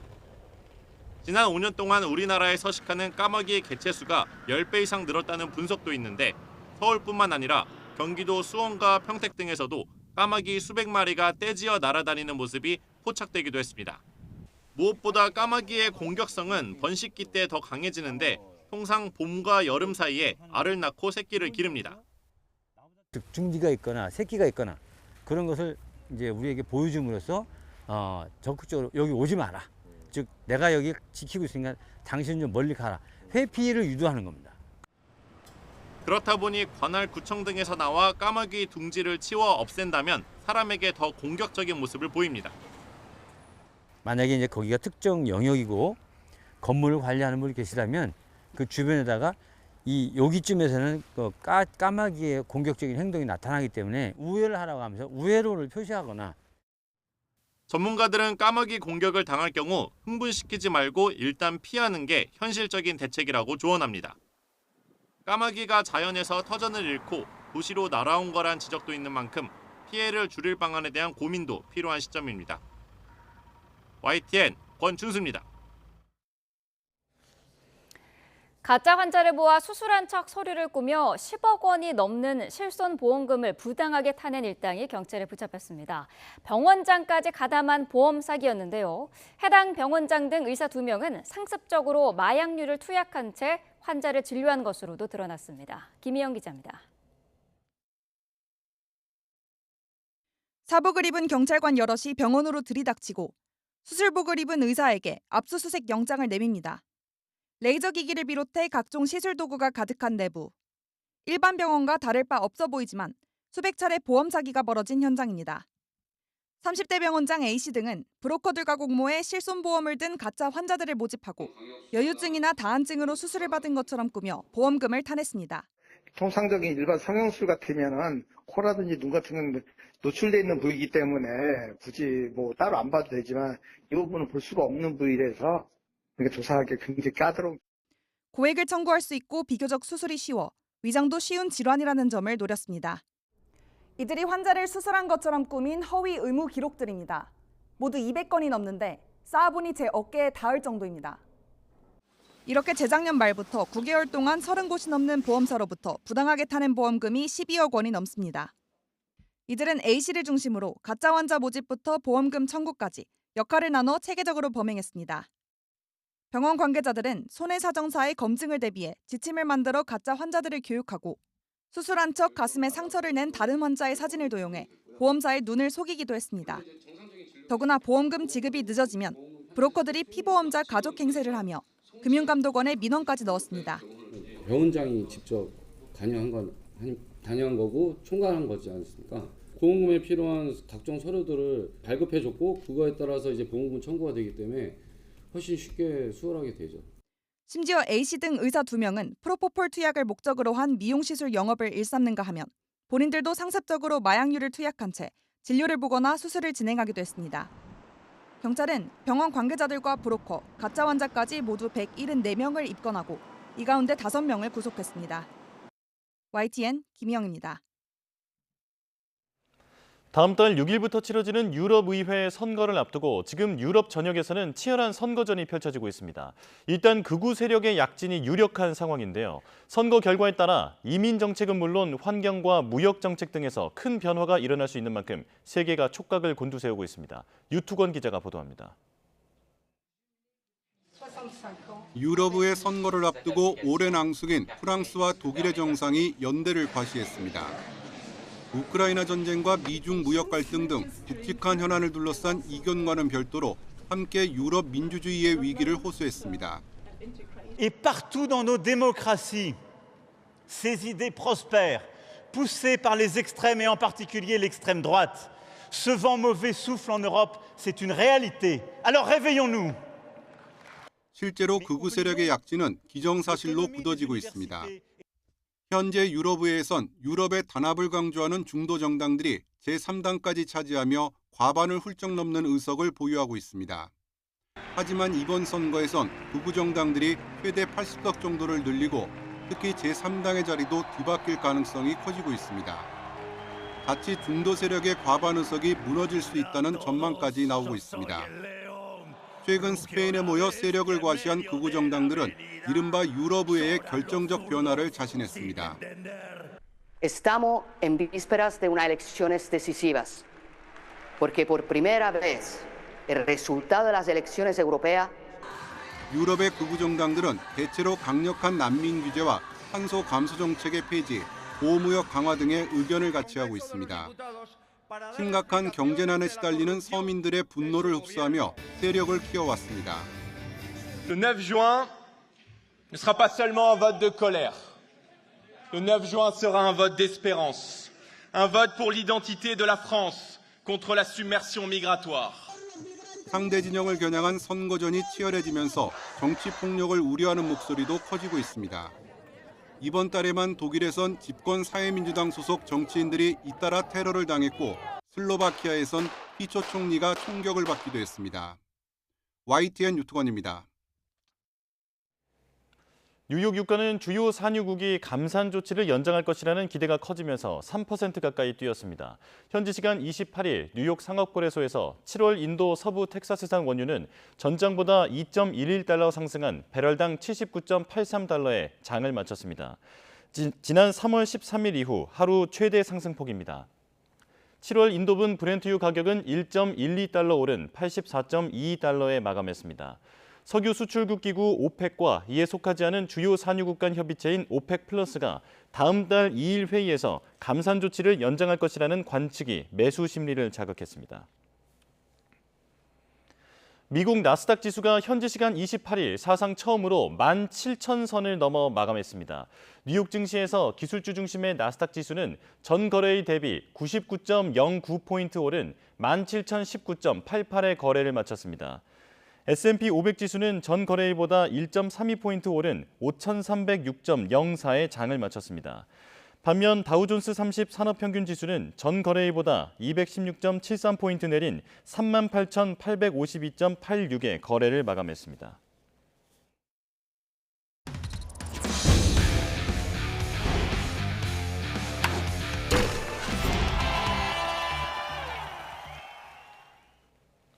프로축구 K리그1 포항이 광주를 꺾고 울산을 제치고 선두를 되찾았습니다.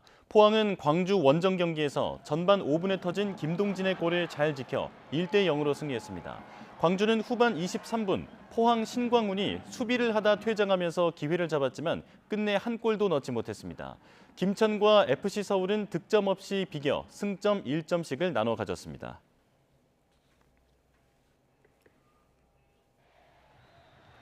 프로야구 소식도 이어서 살펴보겠습니다. 최원호 감독이 사퇴한 프로야구 한화가 롯데를 물리치고 3연승을 이어갔습니다. 정경배 감독 대행이 이끄는 한화는 5회에만 8점을 뽑는 등 무서운 타격에 집중력을 앞세워 12대3으로 승리했습니다. 마운드에서 6이닝 동안 3실점한 선발 문동주는 시즌 3승째를 거뒀고 페라자는 시즌 15호 홈런을 날리면서 KT 강백호와 홈런 공동 선두에 올랐습니다. LG는 홍창기와 구분혁의 석점 홈런을 앞세워 SSG에 7대5로 승리하고 5연승을 달렸고 선두 기아는 NC와 홈런 공방전 끝에 11대8로 승리하고 3연승을 달렸습니다.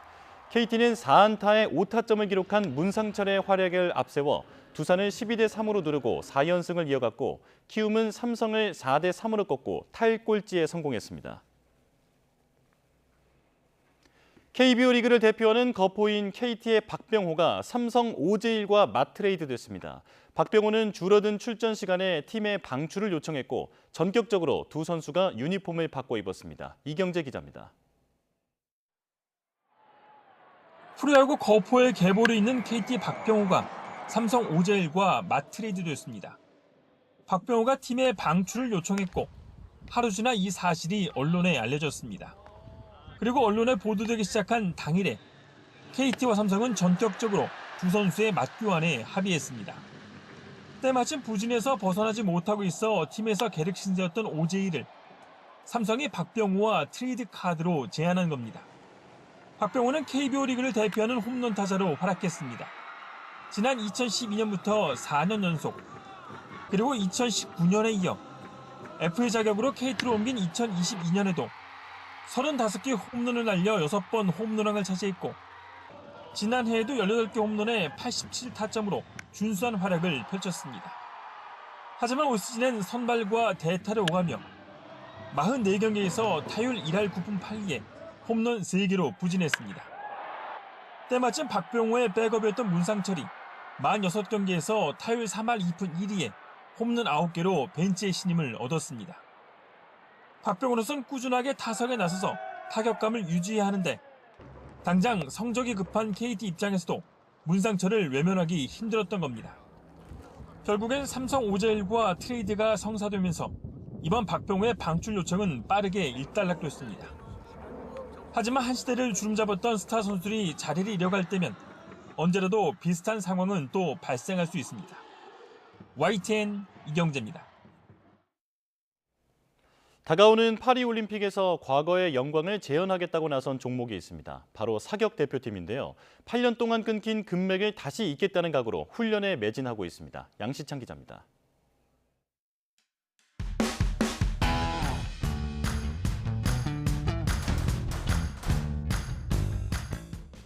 25m 권총 사선에 선 김혜지가 팔을 들어 관역을 조준합니다. 표정도 자세도 조금의 흐트러짐이 없습니다.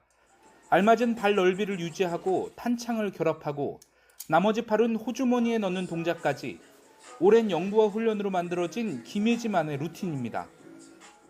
하루 수백 발을 쏘는 맹훈련과 그로 인한 성과가 나타나면서 김혜지는 파리올림픽 금메달을 자신하고 있습니다. 지난 11일 막을 내린 바쿠 월드컵에선 세계 신기록까지 작성하며 금메달을 목에 걸어 파리올림픽 자신감도 더 커졌습니다.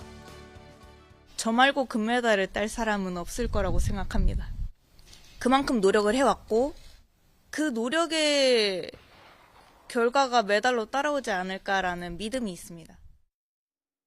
김혜지뿐만이 아닙니다. 바쿠 월드컵에서 25m 권총 은메달을 목에 건 양지인도 김혜지와 선의의 경쟁을 벌이며 시상대 한 곳을 조준하고 있고 여자 50m 소총 3자세 세계 랭킹 3위 이은서도 메달을 목에 걸 기대주 중 한 명입니다.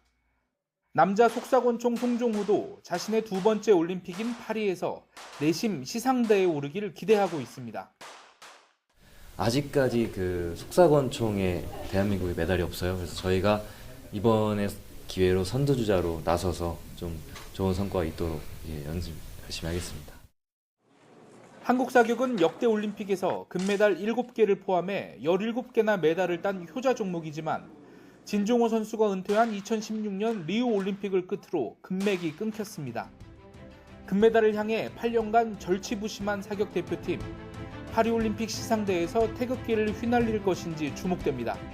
YTN 양시창입니다.